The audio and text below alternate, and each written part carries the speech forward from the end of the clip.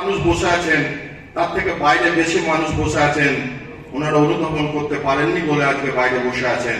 অনুধাবন করলে এখানে 3 ধরনের জায়গা দেওয়া যেত না, এটুকু আমার বিশ্বাস। আমরা যারা ব্যবসায়ী সংগঠনের সঙ্গে যুক্ত, আমরা সকলেই ব্যবসাদার, আমাদের নিজেদেরও ব্যবসা আছে।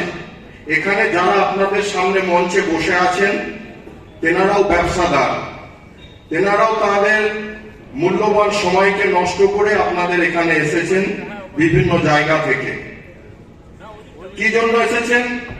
যে আমরা যারা ব্যবসাদার, আমরা যাতে একত্রিত হতে পারি, আমরা যাতে সংঘবদ্ধ হতে পারি।